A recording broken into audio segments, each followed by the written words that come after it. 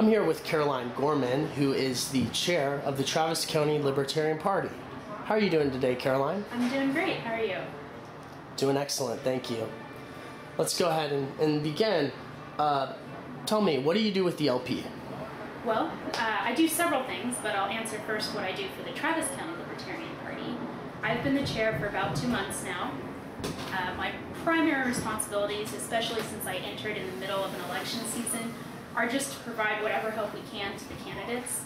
Normally that takes the form of communicating with the media, keeping them aware of events, trying to coordinate, putting out signs, things of that nature. So right now it's just coordination. In the future, once the election's over, I hope I can move to a role more of planning and strategizing for the next time.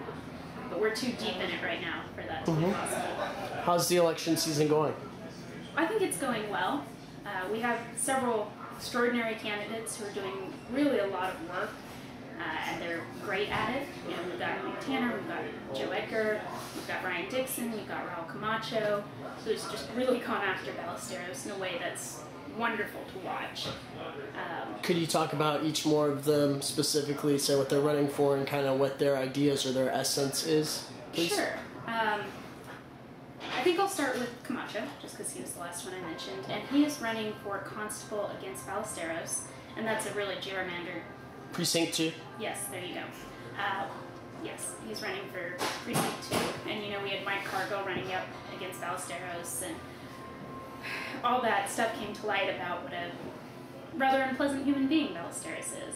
So Mike Cargill, as you know, got defeated in primary, but because Camacho is running as a Libertarian, he has the opportunity to keep pushing that fight all the way to Election Day, which is wonderful. He's been block walking, I think, every weekend for the past 3 or 4 months.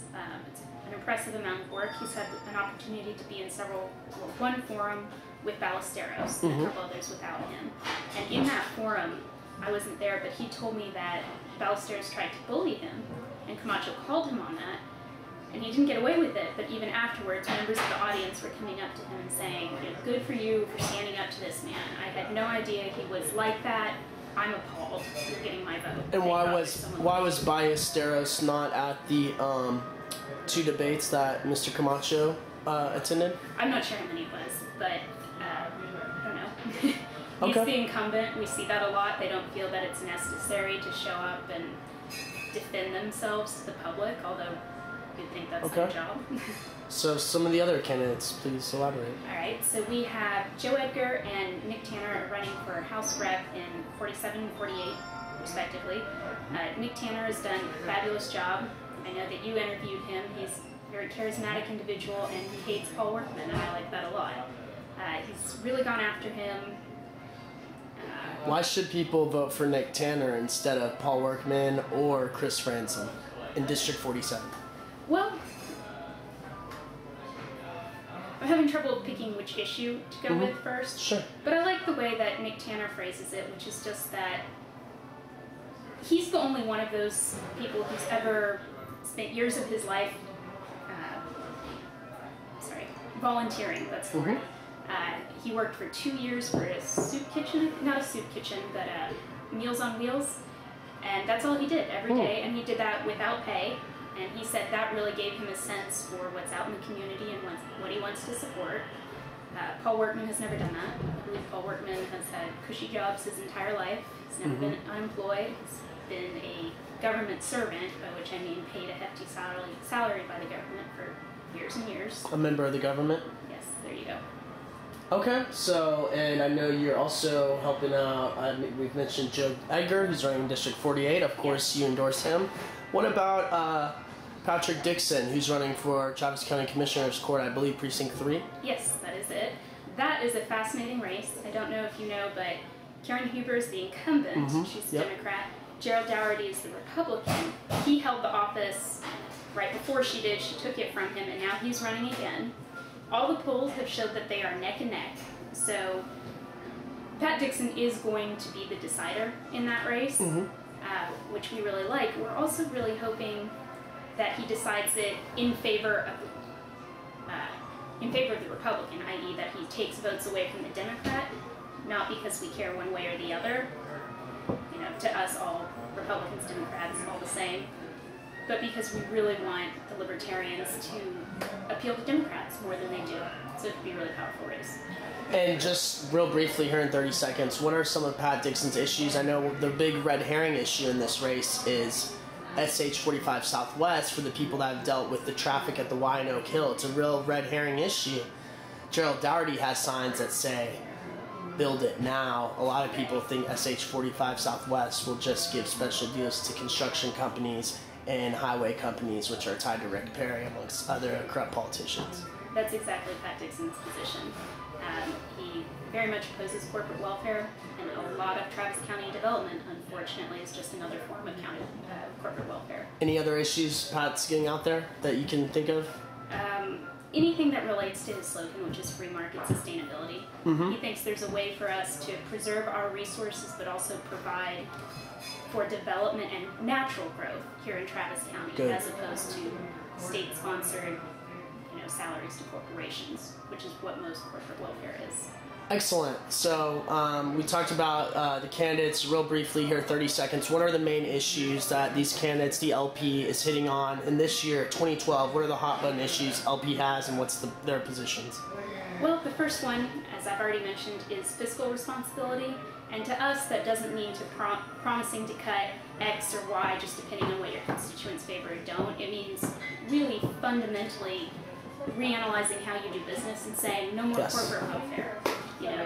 We don't need to provide these services when the private market can provide them better, quicker, faster.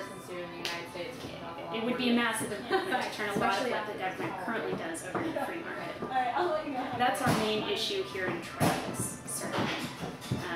What about civil liberties? Does that matter? Do those matter to the Libertarian Party? That matters probably more than anything else. I was just thinking in terms of county politics. Doesn't come up quite as often, but yeah, that's what the Libertarian Party. What can the Libertarian Party do or promote to end what we're seeing, the war on drugs, the police state? Well, the Libertarian Party generally promotes legalization.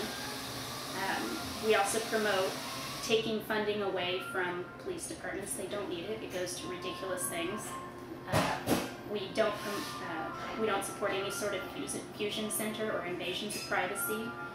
Once you give people that power, even though you say it's just in case, they end up using it at will, more or less, on a whim.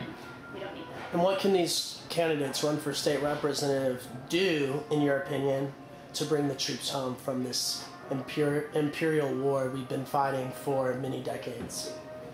I think continue doing what they've been doing, which is a process of education. Explain to people why they've been lied to.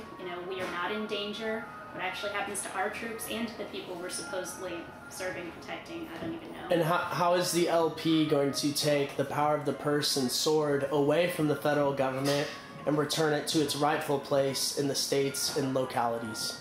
It's interesting you should bring that up. On December 8th, the State Libertarian Executive Committee is hosting a forum on nullification, which is not jury nullification, but state nullification of federal laws. That can be a powerful weapon in the hands of the people, and we want to teach people how to use it. We got a little bit over a minute here, Caroline, so I want to ask you, could you tell me about any big events coming out? I know there's an election night party on November 6th we want everyone to come to. Yes. What can you tell me about future events in the LP and how others can get involved that want to get involved? Okay. So the first thing I would say is come to the election night party. It's November 6th at Lucky Lounge, starting at 6, going till midnight.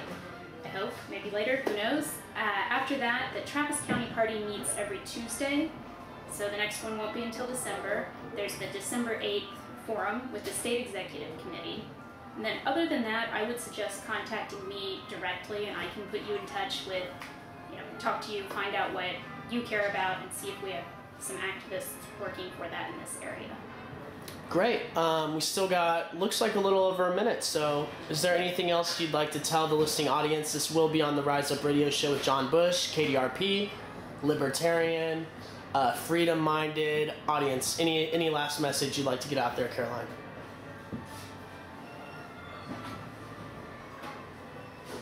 Can you tell me what got you involved, or just real briefly, what energizes you about the issues?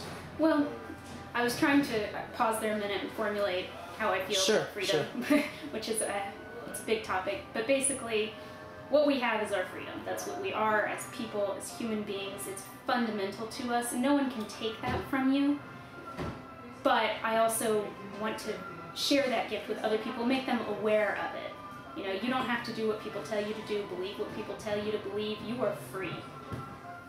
Thank you very much, Caroline Gorman, chair of the Travis County Libertarian Party. Thanks for being here with me today, Caroline.